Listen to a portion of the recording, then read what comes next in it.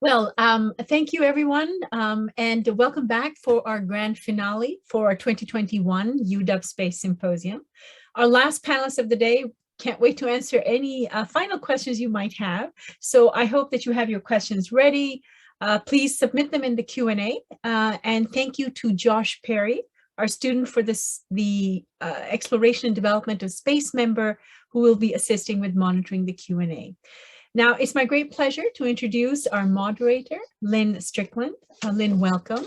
Lynn is an Army veteran who served over 9 years and 25 plus years of management experience in several sectors.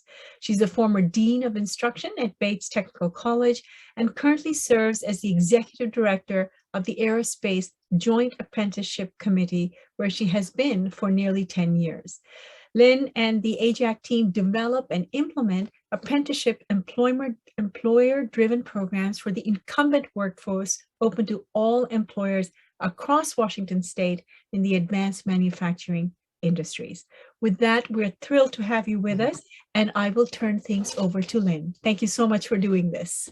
Oh, thank you, Sadia, and thank you, Christy. Thank you, everybody, for attending on a Friday at 4:30. So I don't know if they're giving out gift cards for you guys attending, but even if they're not, we appreciate you all being here. So we would also like to thank the University of Washington Space Policy and Research Center for hosting the 2021 Space Symposium. So we have a great panel to be able to talk to you today about workforce development in general, and then as it is specific to the space industry. So we have panelists representing apprenticeship, K through 12, community and technical colleges, as well as our state and local governments. So we want to just start by allowing the panelists to introduce themselves.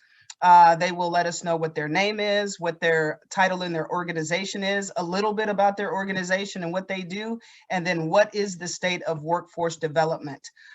So we're going to start and we're going to kick it off. I'm going to kick it over to Tsai-En Cheng, who will get us started. So Tsai-En. Good afternoon, everyone. My name is Tsai-En Cheng. I'm the Dean of Branch Locations, Academic and Program Development. Prior to Green River College, I was ESL and Chinese adjunct faculty for more than 13 years. I'm an instructional dean, but my scope of work is a little different than traditional dean. My responsibility is to oversee and manage our continuing community education, corporate education, small business center, Washington Environmental Training Center, and branch campuses, Auburn Center, Enum Class, and Kent campus. So my team supports faculty and provides services to students who come to our satellite campus. At the same time, we tailored corporate educations and trainings, and we also do one-on-one counseling to small businesses and managing Amazon's career choice program at our college. So I also served on the advisory board for Northwest Earth and Space Science Pipeline, and as also a council member at Maple Valley Economic Development and Washington State Continuing Education Executive Board. So I talk to employers and I hear what are the entrepreneurs and employers' needs from our small business advisor. I learned about economic workforce development opportunities and challenges when I'm working with the bill, with the city. I work closely with our community partners to mainly identify what is the educational gap and to develop solutions. I think being the first generation college student and immigrant and ESL educator for almost 20 years, I really want to advocate for a holistic workforce development approach to close equity gaps and to ensure our community has a pipeline of that thoughtful, work-ready people. So I'm honored to be here. I will share more cases and case studies or models that I have been observed or participate in.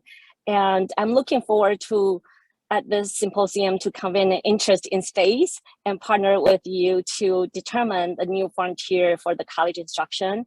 I truly believe that through collaborations, we will be able to continue to develop a broader range of educational and cultural programs to serve our diverse students. And again, just welcome joining us and looking forward to being part of the solution. Thank you.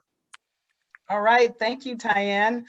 We're gonna kick it on over to Dr. Dana Riley Black with the Museum of Flight. Thanks, Lynn. It's good to see you, Tsai-En. My name's Dana Riley Black, and I have the pleasure of working at the Museum of Flight down at King County Field. And I think the museum has established a rather unique contribution to workforce development, the workforce development puzzle. We host what you might consider pretty traditional museum programs, like camps, like assemblies, like demonstrations, that excite students in the areas of space, in the areas of aviation, but uniquely as learners express interest in wanting to learn more, and that is related to the topics of space and aviation, our programming grows much more sophisticated.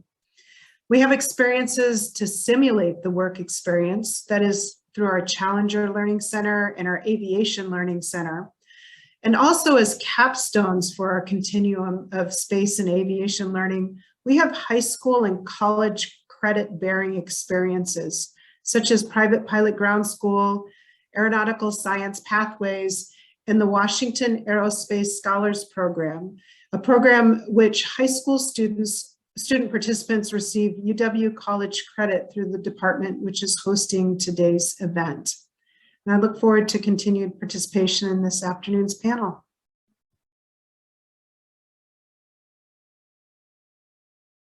See, I told myself I wasn't going to do it, be talking while I'm on mute, and darn it, I did it. So anyway, we're going to kick it on over to Mr. Bill Ellis with the City of Kent.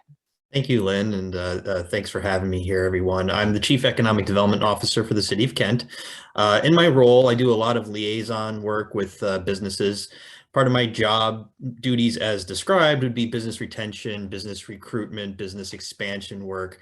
But what I find a lot of economic development is about partnerships, trying to bring together nonprofits, working with organizations, wonderful organizations like AJAC and Green River College and our local institutions to talk about how do we invest in, think forward into what the place of work will be for our residents in the next 10 years, the next 20 years, because that really does impact the competitiveness of our place to do business.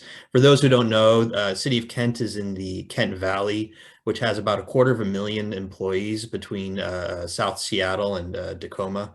It's very industrial in nature. A lot of those jobs are in advanced manufacturing, and a lot of them date back to the historic legacy investments in the Apollo program and the Kent Space Station. We have a lot of manufacturing and high-tech engineering firms, and that continues to this day. We're also headquarters of Blue Origin and their research and development, but we also have a lot of companies that are engaged with SpaceX and supplying to them.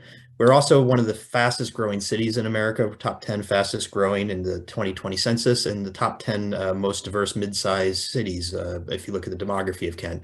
So the challenges of having a very high-tech workforce in a community that doesn't necessarily always have the highest math scores or have the highest STEM education scores. How are we preparing our young people to be in the skill sets that match what our cutting edge employers are looking for, not just now, but the next 5 to 10 years is always top of mind in our community. So very glad to be here and always looking to develop more partnerships. Thank you. All right, thank you, Bill. And last but certainly not least, Robin.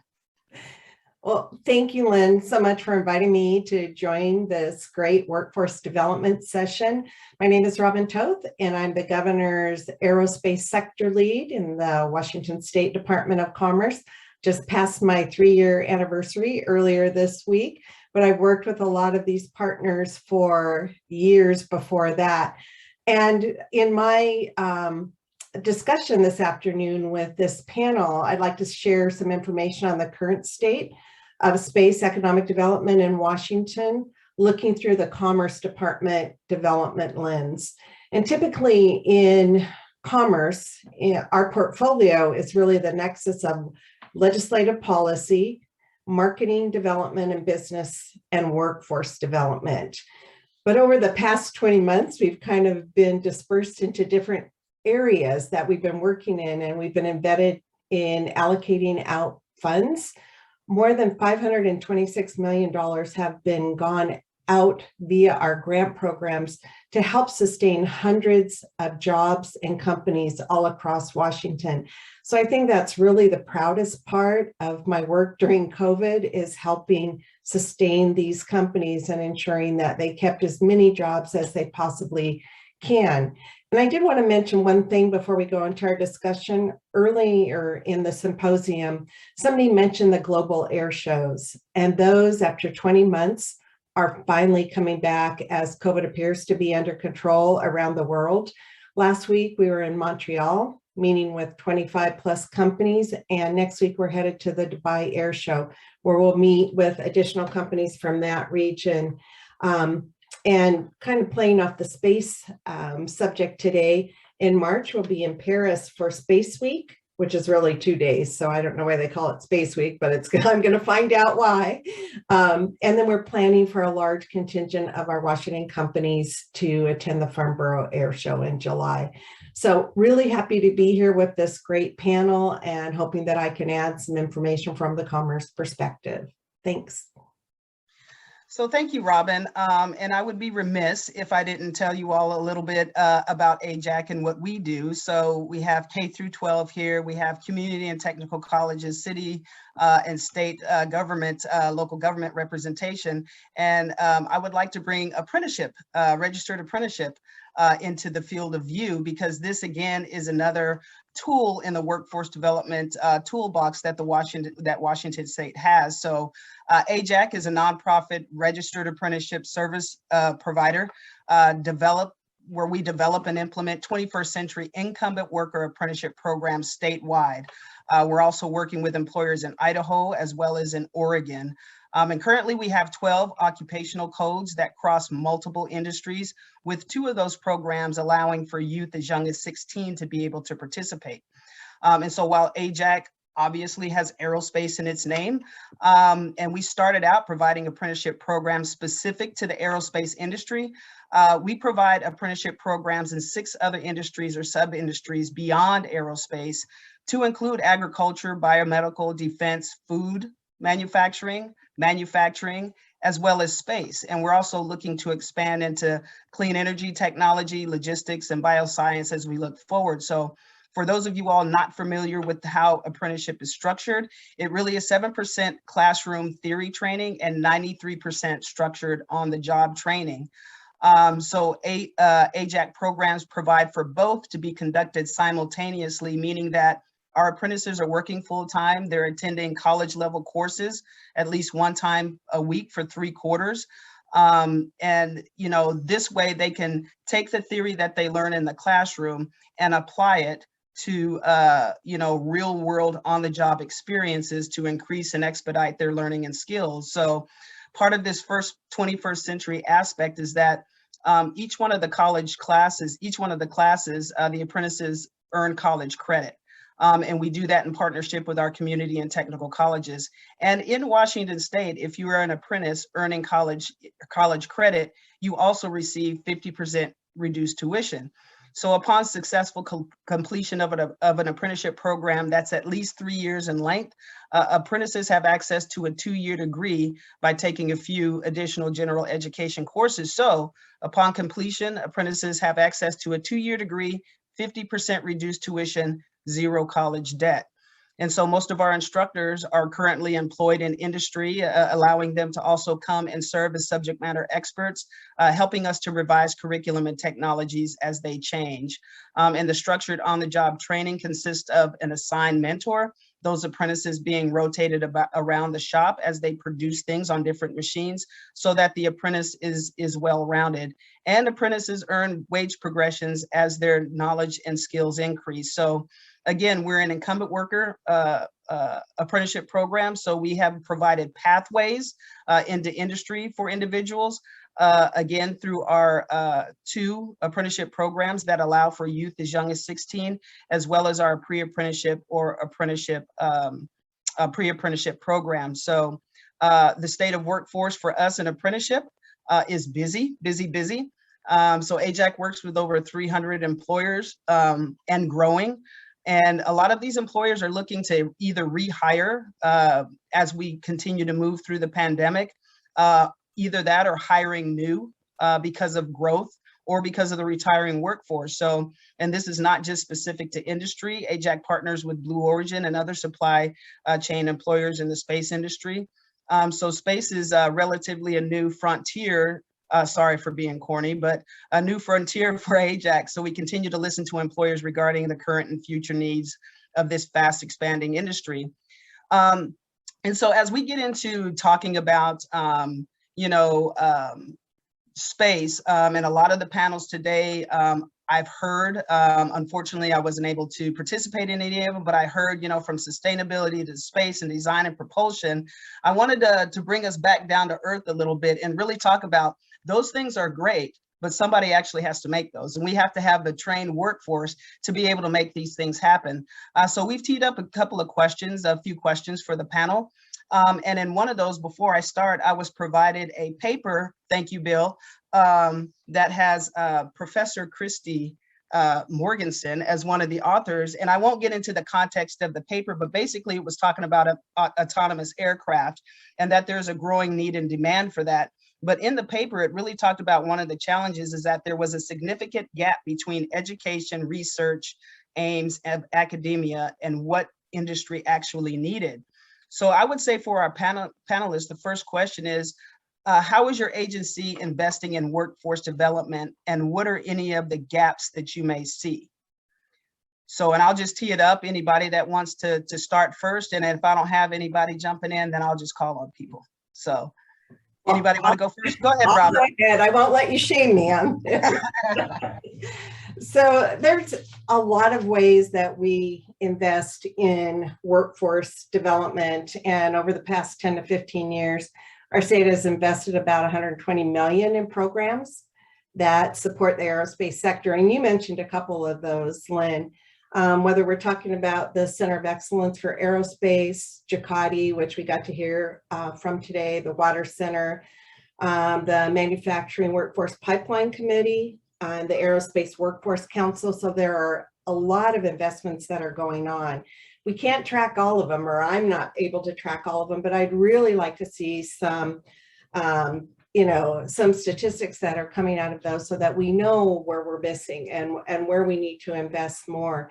During the recent legislative session, I worked with Representative Tom Dent to set up an Aviation and Aerospace Advisory Committee. And in that committee, we'll look at a number of different elements of the aerospace, space, unmanned systems, that entire sector. We're going to look at federal regulations. We're going to look at our competitors, whether they're national or international. We're going to look at greenhouse gas emissions. But one of the very important things is to look at workforce development needs and opportunities. So it's a big part of that new role that we're engaging in.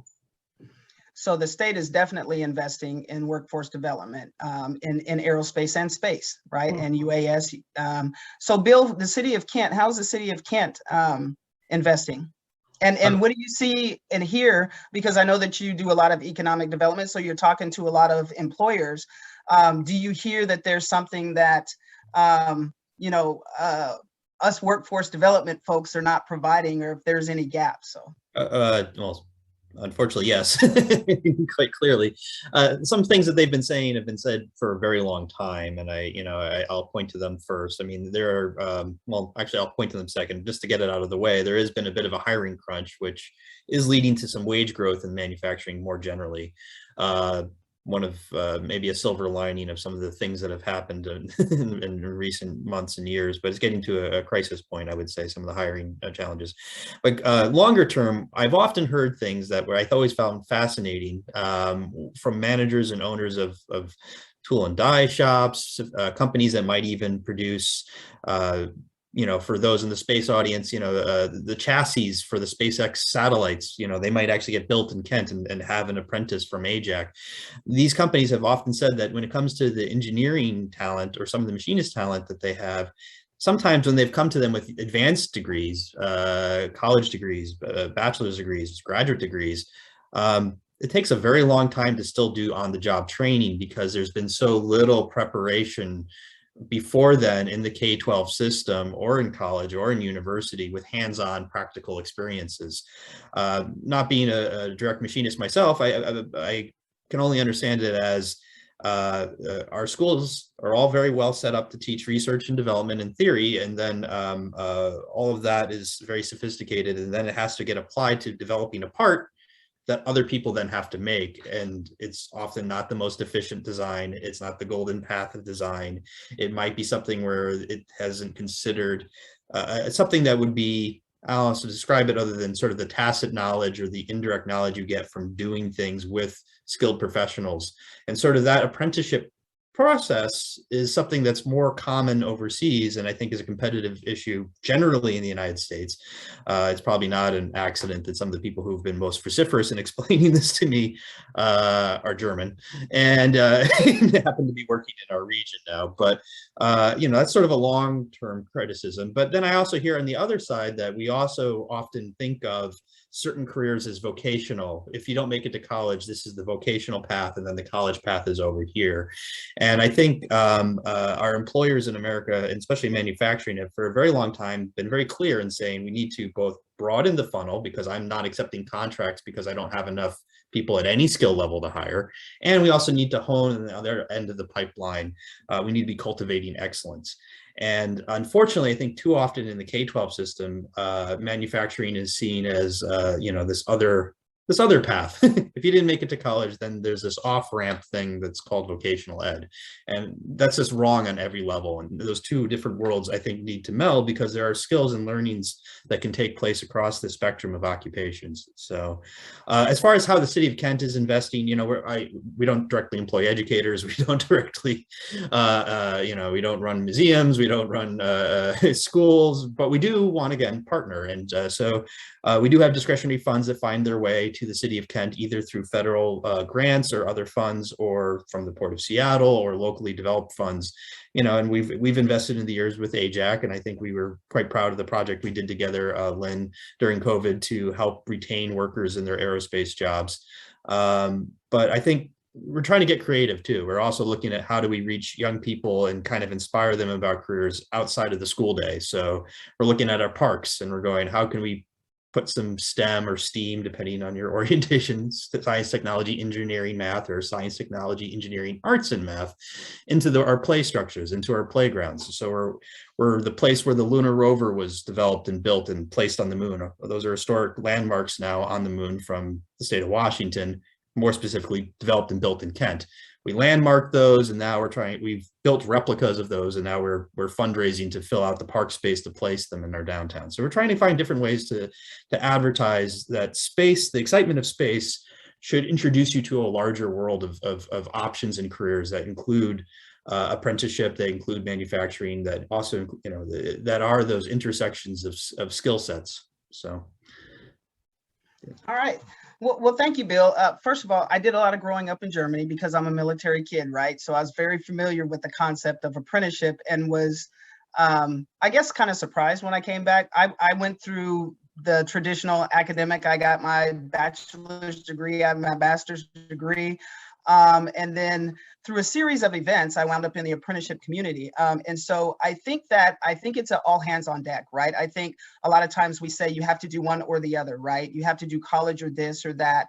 That's why I love the structure of AJAC, because it is a form of higher education, right? And there's not, you know, we need to have opportunity multipliers, right? Not just trying to funnel people here and there. So there is value in our K through 12, value in our community technical colleges, 4-year private and public institutions, as well as apprenticeship. I think we really do need all hands on deck to be able to meet this demand, you know, that's only going to increase. And so Dana, from the Museum of Flight, I know that you all work with, you know, different age groups and different things and stuff like that. So, you know, from your perspective, maybe not even the gap, but really the importance, kind of like what Bill was saying, to be able to promote and talk about workforce development in space, in aerospace, and in other industries. How are you guys addressing that?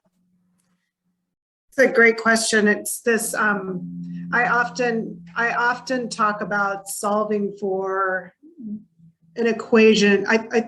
I often talk about how we sometimes are in separate places trying to solve for the same equation. We have a talent gap and we have opportunity gap. And so how do we start to, or how do we continue to strive to solve that as a single equation for community vitality and not separate equations?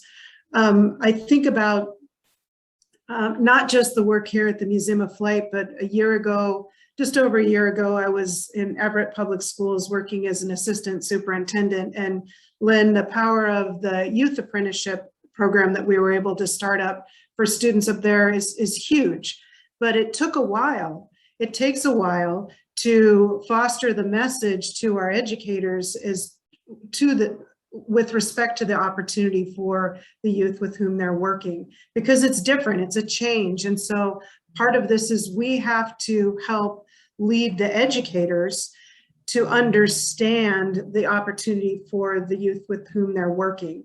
And that's, we need to take that on as the community. We can't just point to the schools and say they're not doing it. Well, they don't know. They haven't experienced that. That's not their day-to-day. So how do we create those experiences for our educators to learn more? And I have to say, the Museum of Flight is a pretty fabulous place. I've come to know it during COVID, which was one strategy for engaging with the community, engaging with learners.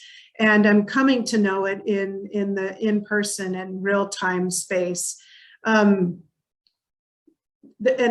as I shared at the beginning, we have a pretty broad spectrum, a broad continuum of programs where we work to introduce and get children, get their parents excited about learning more around aviation and space, but then work to have also these programs that are more preparatory in nature, like our credit-bearing programs with the University of Washington or Green River College. So that whole continuum. And we have a lot of work to do to fill in places and gaps, such as the more technical, the more trades, the more manufacturing piece, and we'll be seeking partners to do that type of work. All right, great. Thank you, Dana. So Tsai-En, from the community and technical college perspective, I was there. I know what it's like to be a dean. I know what it's like to have programs that meet industry need right now, right? So how are there any additional investments from the community and technical college perspective? And are there any gaps that you guys see with regards to workforce development? Yeah, Lynn, I know you know all the academias, there are challenges, and I think we are working hard to, trying to make sure that students are ready to enter the workforce. And however, there is always gaps, right? Like when we look at enrollment, when we look at, for example, for Green River College, we now have aviation that related to space. However, we used to actually try to develop aerospace manufacturing program, but then it didn't take off because the low enrollment. So that means that in K-12 system that there is a certain gap that students are not sparked, understanding that there is opportunity for them as well. And sometimes students also look at two-year technical community college as that might not allow them to go into aerospace or space industry, which is not true, because the space industry is huge. There is so many different aspects of manufacturing aerospace concept. And I think that the gap of between K-12 system, the high school, we can do the Core Plus programs to allow students that enter or getting aerospace apprenticeship and then as a articulation into college. However, if a student, let's imagine a student from Eastern Washington, getting the Core Plus programs, getting the apprenticeship, so excited, enter to Blue Origin or Boeing, and then found out that they might need more skills, and then they want to enter community colleges. They might need to start all over because there's no articulations that's between the high schools over East Side, Eastern Washington to Green River College as example. So I think there are gaps. And also that for, I oversee our small business center that has procurement technical assistance center. So we we partner with NASA hosting events, and that we heard a lot from employers. Our entrepreneurs that's in space industry probably are not aware where are all the supports or possibilities. They might not be, big as a players in the field, but they need a lot of support so then we can continue to grow. So Green River I've been working with school districts to look at, what would be a pipeline look like, and we look at aerospace, manufacturing pipelines. We look at even our regular, not talk about space as near future or it's already here, right? Today when I'm in all those panels, I'm like, space is now, but most of people still believe space is down the road. It's for millionaires. It's not for kids. So we're working with school district looking at even just our current systems and current technical programs. Where is the pipeline that allowing students to see, and where is that transferable skills that they learned that they can transfer over? We have, great organization like Women in Manufacturing. How many of them maybe know that they can transfer that skills into space industry? Those wonderful entrepreneurs. So I think there are gaps between that, and also technical community college students. If they want to go over to UW, going to Christy Anderson's programs, how can we better prepare them? If a student that's in welding and wanted to say, okay, I really want to be related to space weldings, they have that foundational knowledge, but where the knowledge gap in order to enter that space industry, I think it's also something that needs to be addressed. Wow. Well, thank you, Tsai-En, and I definitely hear you on that. I know that many of the occupations that we have, although, like I said, AJAC started out in aerospace specifically, what we found is that those same skills transfer over into food manufacturing. They transfer over into space. They transfer over into defense, maybe even marine. So I think when we're developing programs, especially moving forward, and we start with employer input, we're looking at those skills that can cross multiple industries. And that helped a lot of our apprentices when there were challenges with Boeing going on. Some of those apprentices actually went over to the space industry. Now they're trying to figure out how to get them back over into aerospace. We just have to grow some more, right? Because they're not coming back, right? So there's a lot of thought, and I totally agree with you, Tsai-En, even with apprenticeship, right? So even our youth apprentices earn college credit, right? All of our apprentices earn college credit. The youth that earn the college credit, that transitions into our more advanced occupations, so they don't have to start over, they don't have to retrain or anything. And then they can have access to that 2-year degree that I was talking about. And so there's conversations around not just in our apprenticeship, but apprenticeship as a whole. How can we make those degrees more meaningful so that those people that want to go on to be maybe an engineer, we have a machinist that wants to be an engineer, they want to go to UW or one of our other 4-year institutions here. How can we make their learning meaningful so that they can go ahead and transition and keep going and not have to repeat or start all over? So I think that there's a lot of conversations. I'm glad to see conversations between a lot of the different agencies and organizations in academia to be able to talk about how people can be fluid, going through as they choose, their career field. I took a trip over to Switzerland with the governor and some other folks, and they were talking about kind of braided learning, right? In their system, a person can go in and out and in and out, and they don't have to start over, but their educational system is structured. And I think it was about 75% actually choose the apprenticeship route, and then the rest is academia, but those people can interchange without having to start over. So it's good to see those conversations. Those conversations are happening between our educational and academia institutions, and I think it's great. So let's pivot. So we're in the midst of this pandemic thing, right? And so we're still here. It's not over. We don't know which way it's going to go either, right? And so at the beginning, I know that AJAC had a transition. So the apprentices are hands-on learners. They like to be in person, in face, in class, and get the hands-on piece of that. We had about 3 weeks to pivot to online, right? But to make online meaningful for these kinds, for these types of learners and stuff. So it was something that we had to do. We had to do quickly. Honestly, it was a little bit clunky. A year and a half into this, it's a lot better. And I think the good thing for us that's come out is that when we went hybrid, we were able to have maybe a student from Spokane in the same class with somebody in Everett, with somebody, you know, down in Tacoma and stuff. And that allowed for more sharing of knowledge and information, because all of these apprentices are working at different employers. So they were able to share their experiences and stuff in class. I mean, so I think that in all of this with regards to workforce development, and still, you know, some of the apprentices that got laid off, we allowed them to continue their learning in the classroom space, so that when the doors open back up, you know, we hope that the training would be a little bit more streamlined, and that they wouldn't, you know, come to a complete stop and then go to a complete start.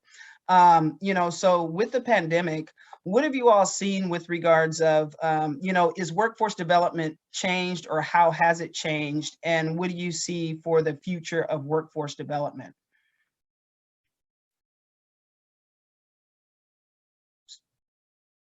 Okay, y'all are gonna make me call on you. Let's go to, go I'll ahead, say something Dana. real. I can give some simple examples of how we at the museum, and I suspect K-12 education are going to keep pursuing some opportunities that happen. I think one of the most brilliant things that, well, so traditionally you think about youth who cannot go into certain workplaces, and they cannot experience, they cannot see what it's like in particular workspaces. However, when we had to, like you did, Lynn, pivot, we started to engage in many of these remote and virtual ways. And I don't think that's going to go away. The places where we're able to take a big, giant group of youth where we wouldn't be able to before, we're not going to stop that. It's like giving us this portal into helping learners see spaces that they've never seen before. And so I hope that I know that that brilliant piece will continue. Great, thank you, Dana. Tsai-En, do you see, I know that you all had a pivot like we did, you know, so do you see changes, and do you see things staying the same moving forward? I see changes, right? Like when things shifted online, the equity gap got bigger. I mean, there are good news about it, you know, like today, I believe on one of the sessions, someone shared that Starlink, because of the pandemic, we have a tribe actually originally do not have any internet access. Now the entire tribe have that access because of the Starlink. And it was because the Washington of Commerce, you know, jump in and supported that, right? So I see that pandemic allows us to explore a new opportunity, but it also then becomes that if people who are not technology ready, then they are being left out, and they might not, like people might forgotten them as we continue to move forward. So that's something that our college has been paying attention to. Our enrollment dropped like 20%. There are a lot of students left. And that's something that made me concerned. I was looking at our enrollment data, is that both transfer students are down, and transfer students are usually then they have higher opportunity, might going to UW and going to, you know, space industries or those are, but then our technical programs dropped, and that huge drop is actually a lot are students of color. So what is happening there? You know, looking at workforce development from institution like a technical community college institution, we're thinking that we might be the one that would be helping, right? We'll be creating the workforce. But if students are not in here, they are not developing their skill sets, then where is that gap is going to be? We also from some business centers seeing some businesses that used to getting a lot of fundings and businesses from Boeing and other companies, and now are being impacted, and they are trying to figure out how they're going to pivot it. So moving forward, I think there are a lot of opportunities. You know, I think once we create that collaboration between the three tiers from K-12 to higher ed, you know, and I think with the industries, I think we can have a more healthier pipelines, and we will have more modalities allowing students and people to learn and become more accessible. I think that is very positive. But I want to continue to think, you know, how do we address the people that didn't get on the boat when the pandemic hit? and they are left on the side, on the bank, waiting for us. Mhm. Either didn't get on the boat or got kicked off of the boat, right? You know, so we're going to put a pin in that. And we're going to come back to that conversation. I want to kick it over to both Robin and Bill from you know, state and local government, not just workforce development, economic development. Has it changed? And in relation to workforce development, from your perspective. Well, we're having more discussions about that. I did want to kind of go back to the workforce development. We had an opportunity in Spokane to meet with a large manufacturer who wants to set up a training center in their extremely large facility. They're not using all that facility. And the best thing about that is it's located in an area that has less educational opportunities. So we're trying to work with community colleges to see how that would work. So just like we did with remote work and remote learning, where people are brainstorming about this, they're really, really interested in that. They could use those same skills of those workers in their facility as other manufacturers that are in that same region. There's just not a training area there. And so I thought it was a brilliant idea. We're going to see how far we can take that. You know, what kind of funding needs to go along with that? You know, what is the company willing to do? And can you really recruit those students to that area and get them ready? Because it's located very close to the Air Force Base. It's located, you know, to the airport, to many manufacturers that are there, and can you really support that in a very unique way? So I think that's very exciting. But as you mentioned, you know, when we have economic development projects, people come to Washington State expecting us to have that full throttle, you know, workforce all the way from, you know, the very preliminary skill sets all the way up to engineers, and how do we begin to look at all of that, and how can we ensure that that's the future? So that is a big conversation that we're not just starting to have, but that we're having. From my perspective locally, I would say that every pre-existing trend that was present prior to COVID-19 just accelerated, you know, over the last year and a half. Put a real estate hat on for just a moment. I mean, the amount of e-commerce that has been flowing into our industrial spaces and our industrial lands is unreal. We have a lot of international investment. And the reason why I bring that up in a space and aerospace conversation is the intense pressure all the time within the Puget Sound area on manufacturers from a cost basis.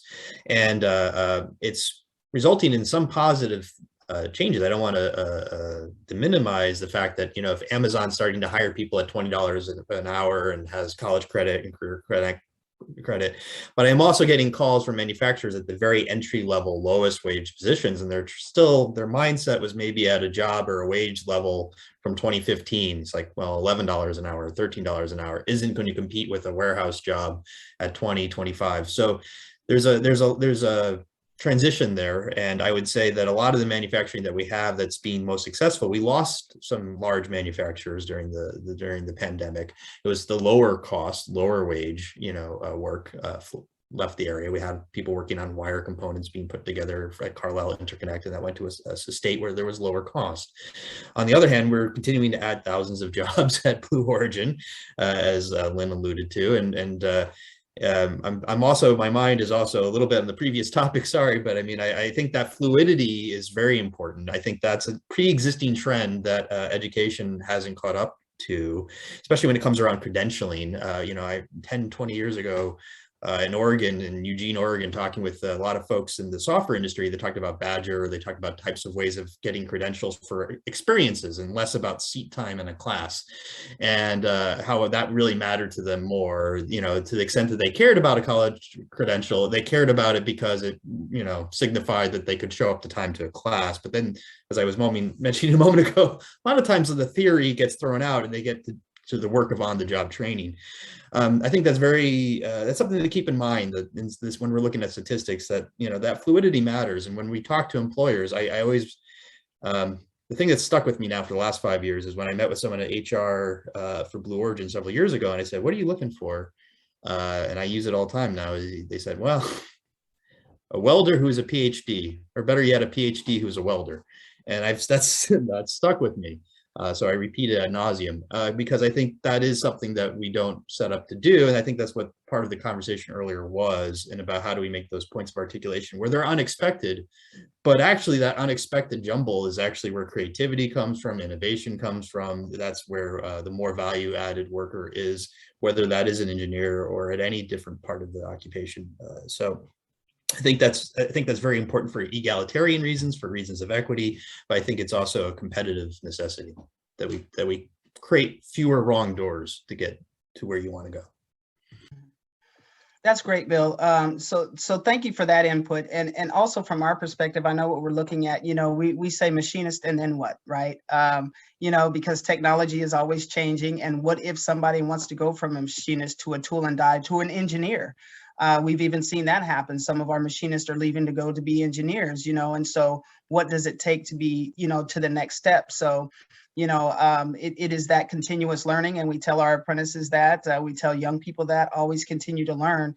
And it's almost a necessity now, just because technology continues to change so rapidly. So let's pivot a little bit and go back a little bit to what Tsai-En was talking about. So, when I first got into aerospace industry, there's not a lot of diversity, right, in the industry. And AJAC, we are an incumbent worker apprenticeship program, so we're working with the workforce that's there. So we utilized our pipeline or our pathway programs with youth and pre-apprenticeship to be able to provide employers with not only a qualified, workforce, but a diversified workforce. So, and there's a lot of conversations about diversity, equity, and inclusion, so I just want to have this conversation with the panel to be able to talk about, with this in mind, what do those of us in workforce development need to do a better job to reach out to everyone, including those who are traditionally underrepresented individuals. And I think also industry has a part in this, but from our perspective, from workforce development, what can we do better and why does that matter?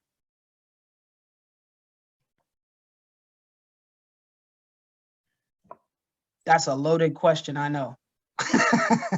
Well, I mean, I'll just say one thing real fast, and Tsai-En, I'd love it if you took the question from there, but just to finish the thought, I just think what you asked, Lynn, why does it matter? It matters in so many different ways, but to say one of the less from the moral and ethical imperative, we're a more diverse nation. King County is much more diverse. South King County is is a much more diverse part of. For some years now, our Kent School District, where we have 138 languages spoken, has been a majority minority school district, fourth largest in the state. And so this has been an imperative for a while. So with the impending silver tsunami, actually it's I've been saying impending silver tsunami, which means graying out of a certain workforce for a very long time. I've been saying that for maybe 5 or 6 years. Well, it's here, it's cresting. And for employers, they need to figure this out if they are going to have the same labor pool size. They need to be thinking about young people. That's putting aside a lot of other very excellent reasons, but I just wanted to say from an economic imperative standpoint, if nothing else, that it is should be top of mind issue. And I'm sorry, Tsai-En, please continue. Thank you, Bill, for drafting that parameters, because I think that being an adult immigrant, I noticed that, and ESL educator, I noticed that there's a lot of immigrants already came with ready to go knowledge, and language was the barrier. So if there are ways that we could close that gap, we are helping our society as a whole to fulfill maybe in the more short-term workforce gap. And I think that also that we already know, like I think Dr. Schultz today mentioned about pre-pandemic, there was around 500 job openings in space industry, 700, and they dropped to 500, and now it's 13,000 or 1,300, I think. And I think that gives us a sense of that there is a need, there is an urgent need, and there is a workforce gap there. There is need for engineers. And so how do we really bring that value to our community? The other thing is that we need to reach those traditionally underrepresented individuals. Sometimes it's because It's an equity issue. We always say that, farmers would want their kids to be farmers, right? So if you don't see it, you cannot picture it. If you go to a really remote area, doesn't have Wi-Fi access, and can say, can you believe that you're gonna go to Mars, or you're gonna go do this and you're gonna work for NASA someday? It might be for them is so much like a dream, just not achievable. So reaching out to them, just at least provide that opportunity to them, for the students to say, well, I think I'm curious about it. Maybe I could do it. So I think that is really important, and that takes all of us. It takes the K-12. So like, for example, South King County has a huge gap in robotics, educations.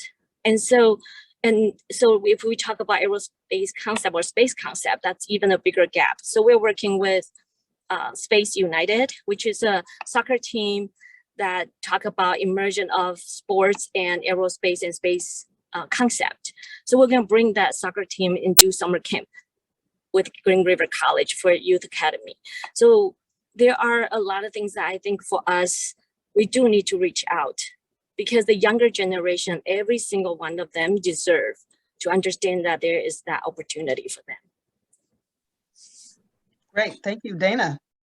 I just want to tag on, or yes, and to Tsai-En, your notion of, or your statement of, if you can't see it, you can't picture it.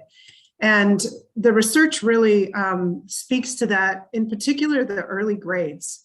And I think a lot of times when we think about K-12 school, a lot of our educators, a lot of our families think about the academic classes that the students are taking.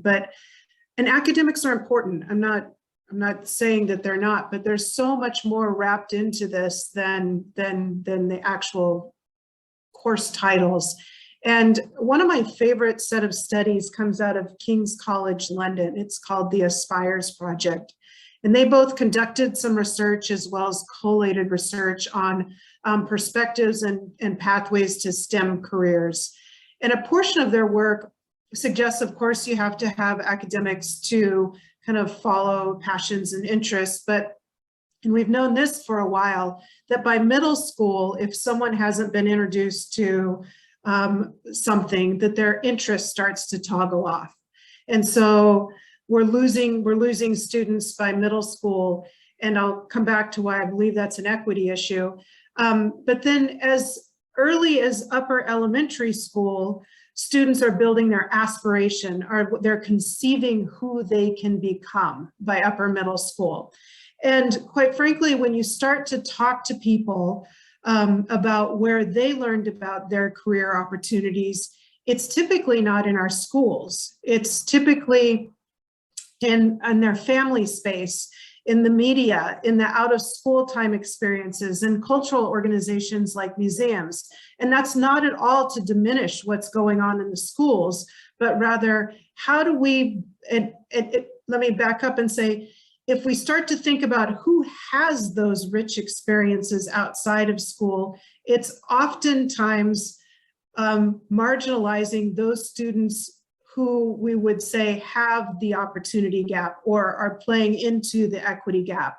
And so how do we as a community, both with our formal and informal education, start to, as early as possible, create that aspiration, create that interest, and to your point, help people, help the families, help the students picture it so that it becomes a possibility. Great, thank you, Dana. Robin, I didn't want to leave you out. If you had anything to add, that's great. If not, we can go on to the next question. Well, I was just going to build off what Tsai-En was talking about earlier about the Ho tribe.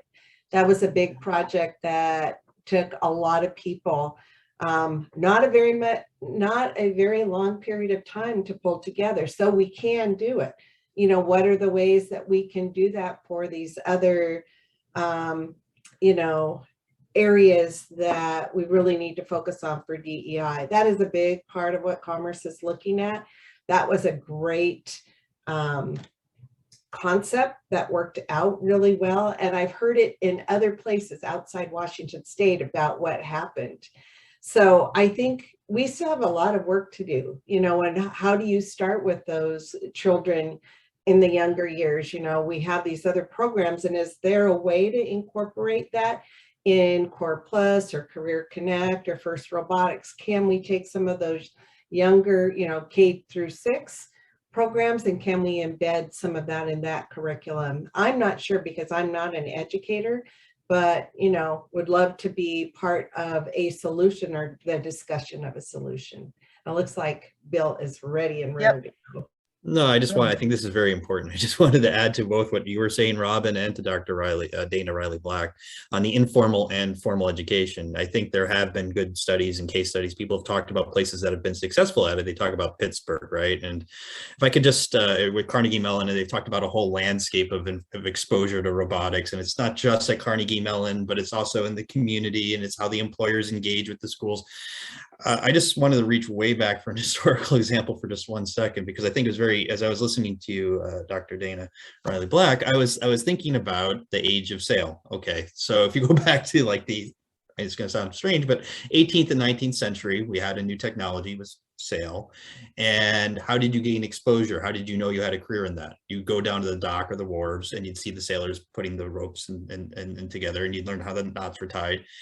And it's actually been shown in historical studies, this is the history buff in me, levels of equitable, social mobility is probably the right term here, increase. You could make it from cabin boy to captain and then, retire and then buy land. That was actually something that came out of the Atlantic trade.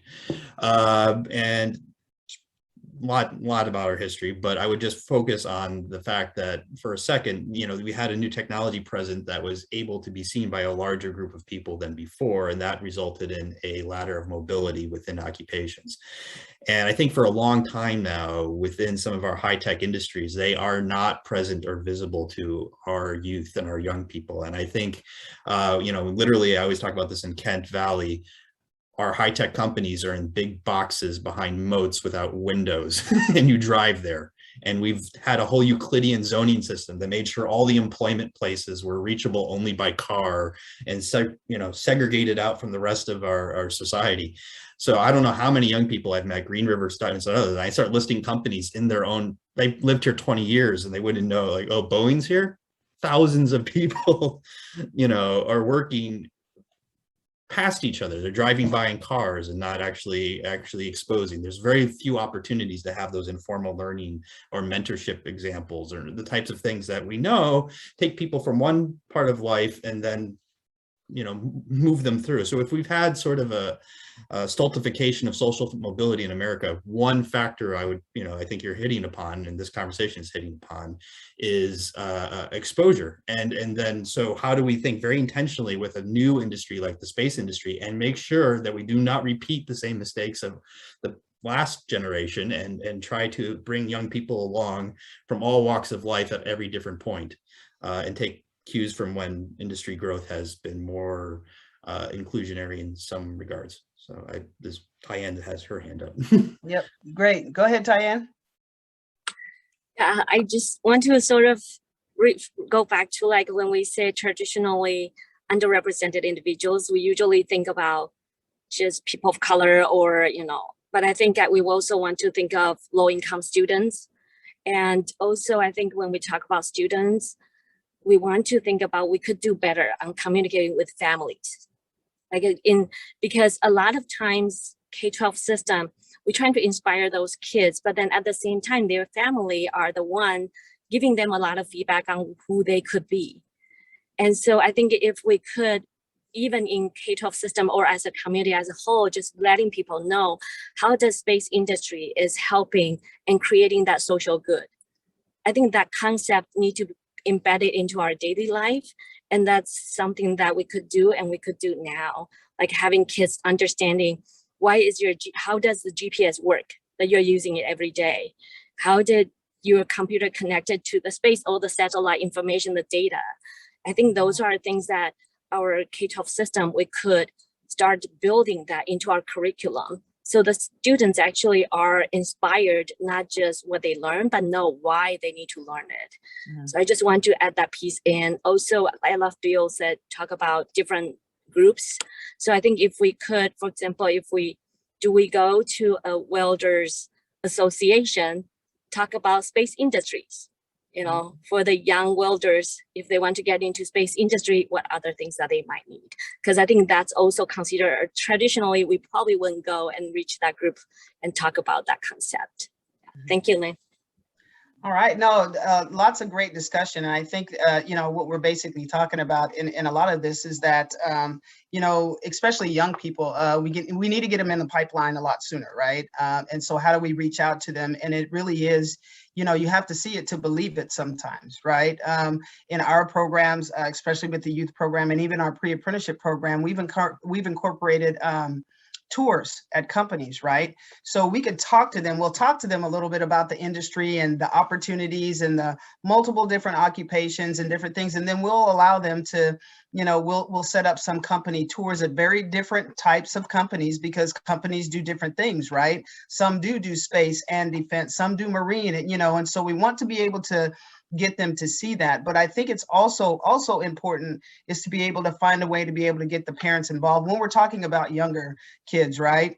Even overseas and stuff like that, in their apprenticeship program, they start out with, talking to your parents and your neighbors about what they do, right? Then the next step is maybe going and seeing, go to work with them as a shadowing your neighbor or your parent in the job that they're going to do, right? And then the next step is, once they find their interest, doing maybe a job shadow at a different company and stuff. And so I think that there's different levels, of engagement. And like Dr. Riley Black said, we have to start a little bit earlier. And then we have to also talk about what do we do with the students and adults, because we've seen a lot of people transition occupations and industries during this pandemic. And, there's a great reshuffling. I think that's what they're talking about, so how do we take people that are interested and then train them up to be able to be in industry and stuff. So right now, what I'm going to do is I'm going to take a real quick break and see if there are any questions from the audience.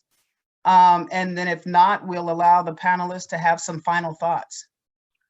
Okay, so we have kind of a two-part question covering things that many of you have already touched on.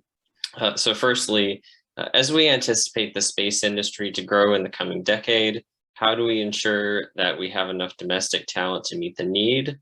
And also, is there a way to help people of color and immigrant students and workers join and participate in the space industry?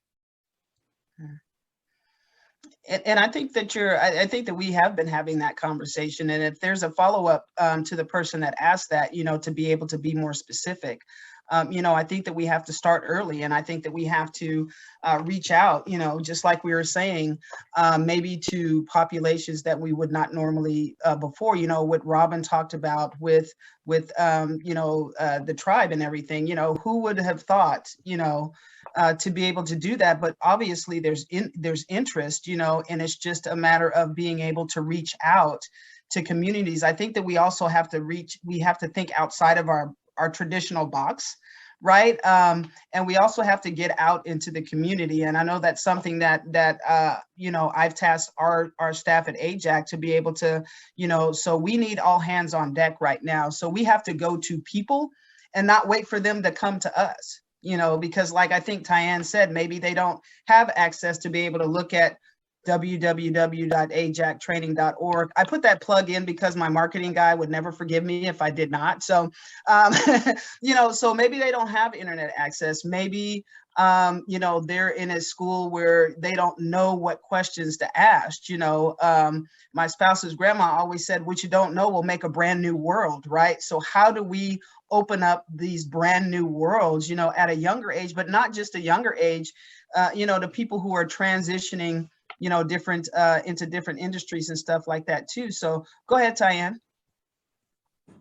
I just want to add in, I'm wondering if we want to talk about concrete project, then I think for immigrants, in traditional academia, we have the IBES program, which means that ESL classes tag with specific workforce development subject, right? So we could, if there is a need, and I would love, feel free to shoot me an email or message. I would love to connect. I think if we could look at maybe having workshops or presentations to our career technical programs. That's our college, to increase that awareness, knowing that your skill can transfer into space industries. We can look at non-traditional IBAS programs to have ESL classes that with immigrants that probably already have strong engineering backgrounds or things that's needed for space industry. And I will be transparent that that's the place that industry has to collaborate with education, right? Because I am in the community college, I understand my system, I understand educational programming, but I would not know what specific skills or courses that's needed. So if that partnership is established, then it's a lot easier for us to identify where to find the students, what kind of class to develop. Even maybe our faculty need to have some professional development in order to teach those courses. Thank you.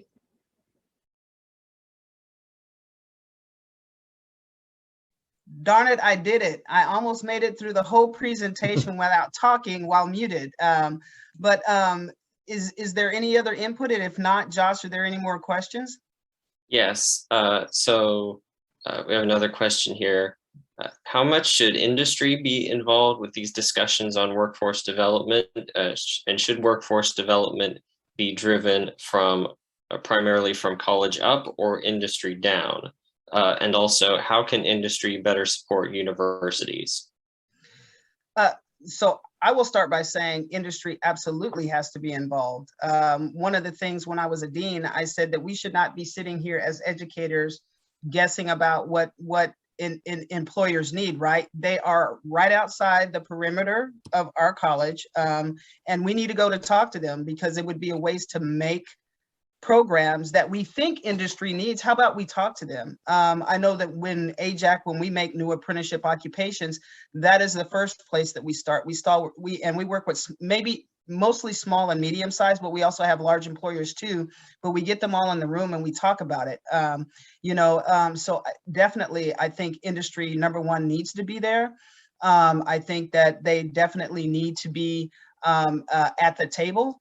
And I think that it should be a flow between education, be it K through 12, community, technical college, four-year institutions. I think it needs to be both ways. Industry needs to engage the colleges and tell them what they need, and the colleges need to make sure that what they're developing and doing is relevant to the current needs of industry and looking forward too. So that's just my perspective. I'm sure other panelists have other ideas and stuff too. So I just want to echo and amplify you, Lynn, and just want to say, yep, demand driven. It has to be industry driven.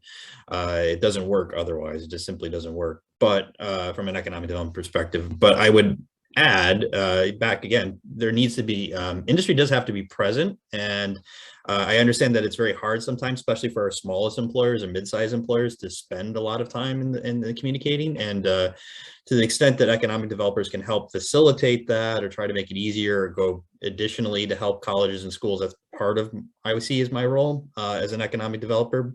And provide incentives too. The Ducati program was talked about earlier today, and I think that's an interesting program to think about how that could grow in addition to, but nothing really alleviates or mitigates against having employers, don't keep it a secret. You got to come out, you got to show up, you got to talk. Don't presume anything. The data we have is actually not that great.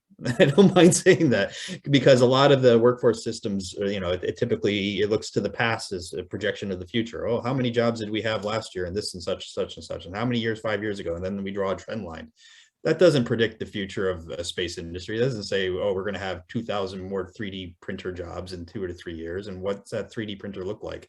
That kind of signal needs to be sent right back to the schools as soon as you know it, or as soon as you're thinking that you're going to know it. And I think that needs to be much more strengthened. I think that kind of signal back from the front edge of the industry. Can I amplify from there? Because I think for our technical community colleges, for institutions, developing a curriculum takes around 1 year. If we look at that concept, and then you have that program has to launch, and then recruiting students, that take almost another school year, right, to prep, to market. So the industry really need to share. If there is capacity, I understand, entrepreneurs are very busy. But I think that conversation really need to look at, what is our need in 5 years later? And then so that's built backwards. That's where then we know, okay, what we need to build on. How do we do faculty professional development? How do we get people, that pipeline of educator has to be ready too. So I think now we're looking at the gap because we have educational gap even just within educators. So I think the industry definitely need to be part of that conversation and knowing how that really, the ripple effect into different areas. Absolutely. Robin or Dana, you guys have any input on that?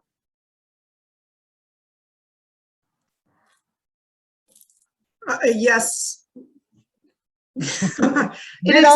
It's difficult, and Tsai-En, you talked about the community college and the lead time it takes to create a new program there, and I'm thinking a lot about my experience in K-12 especially, and all of the other services our schools provide, and so they're not the most agile systems, but I try to think about what about those systems are the agile parts that the shifts and the messages can change, because we're not going to change the whole system, but where in the system can we make the change, I think is one of the ways we might need to think about the problem and solution. Great. And Robin? Well, the other thing I would say is, we've gone to a lot of electronic communication with parents and students. I mean, is there a way to kind of back up a little bit? Because not everybody, as we talked about earlier, has internet access at their home. Are there other ways that we can think about how to approach some of our maybe more disenfranchised populations? And I know kids don't always take things home from school, but it's, it's an opportunity for us to kind of rethink the way that we approach this. And I think, there's been some really good ideas discussed during this event, and how do we take advantage of those, because we do have a big opportunities coming up, but we also have a lot of gaps. So how do we do this? And I would be willing to work on that with anybody if they, had some kind of idea or concept they wanted to kind of discuss. That would be something that would be really interesting to me, because as we talked about, there are a lot of jobs that are coming open in the near future. Maybe we can't get to the point where we need to be in the near future, but maybe in a couple of years down the road, as Tsai-En was talking about, it takes a year to do this and a year to do that. How can we accelerate some of that? How much money is that going to cost? How many people is it going to take? So trying to think, I guess what I'm saying, trying to think a little more creatively, and can we ramp up faster on certain areas? And that would be something that would be really helpful to everybody who's talked about this today, whether it was in the regular session or in this session. Great. Great. We are coming up on the time. So first of all, I want to again thank all of the panelists. So thank you, Tsai-En, thank you, Dana, thank you, Robin, and thank you, Bill, so much. And thank you all for inviting us.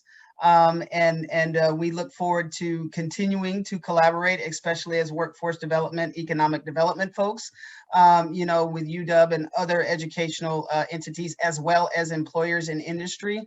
I believe, the future is bright, especially for Washington State, and we have great opportunity. We just need to make sure that we have the workforce there to be able to take advantage of all of these great opportunities that we have here at our feet. So thank you, and then I'll kick it back over to Christy, I guess. Awesome. Thank you so much. I am sorry that Sadia and I have to be the ones to close this down now, but we really, really appreciate this engagement from everyone, and particularly this last panel. I do want to also make a point, or we want to make a point, to thank all of the nearly 500 registrants for the symposium today. I also want to make sure and thank our staff who've been in the background. So Amy Sprague and David Wilson, who's our IT person, and then our volunteers, our student volunteers, whose names I'm going to forget because they are not in front of me, and I apologize for that. But thank you, Josh, because your name is in front of me. So I know that it's late in the day on Friday, but thank you to all of our participants, and we will get these videos posted here soon, so everybody can go back and watch anything that they missed or rewatch their favorite parts. I think this is very inspiring. We have lots of opportunities, and I think a really great community to engage with those. Sadia, do you have any last comments? Well, just following you, Christy. Thank you. It's always a pleasure to work with you. And I want to also do the staff acknowledgement. We must end with that. So thank you, Amy. Thank you, David. Thank you especially to this panel. I think you raised some amazing issues for thinking about workforce development, sort of brought us back down to earth. I'm very grateful for that. Grateful to engage with all of you. And Christy and I look forward to working with all of you in the future. Thank you so much for joining us today. Thank you. Bye-bye. Thank you.